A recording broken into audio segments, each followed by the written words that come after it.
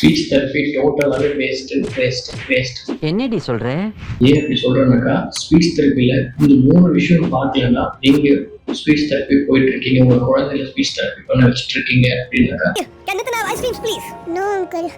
இது டெஃபினட்டா பலன் கொடுக்க. அதுல ஃபர்ஸ்ட் விஷயம் professionalism. So professionalism is very much important in speech therapy.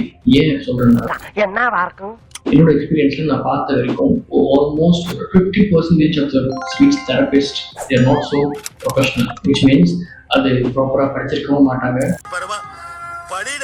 So என்ன பண்ணணும், குழந்தைக்கு எப்படி ட்ரீட்மெண்ட் சொல்லணும், they don't know anything. So professionalism is very much important in speech therapy. And second, இப்போ மாதிரி உங்க குழந்தைக்கு ஸ்பீச் தெரப்பி போயிட்டு இருக்கிற நேரத்துல எக்ஸ்பிளைனிங் த கோல்ஸ், அதாவது அவங்களுக்கு என்ன மாதிரி கோல் செட்டப் பண்ணணும், அந்த கோல் ஒரு குழந்தை முடிக்கிறதுக்கு எவ்வளவு நாள் ஆகும், ஞாயிற்றுக்கிழமை 4 நாள் லீவு, என்ன சத்தி 1 நாள், அதுல அந்த ஸ்பீச் தெரபிஸ்ட் எவ்வளவு நாள் ஒர்க் பண்றாங்க, எந்த அளவுக்கு அட்டாச்டா இருக்காங்க, அதை பேரண்ட்ஸ்க்கு எப்படி எல்லாம் சொல்றாங்க, அதை வந்து எப்படி ஹோம் ட்ரைனிங்ல கன்வே பண்றாங்க, அவங்க கொடுக்குற ரீஎன்ஃபோர்ஸ்மெண்ட்ஸ் எல்லாம் எப்படி இருக்கு, அது எல்லாமே பொறுத்து பண்றதுதான். இந்த goals are not properly set, so சைல்டோட டெவலப்மெண்ட் டெஃபினட்டா அதிகமாகவே ஆகாது.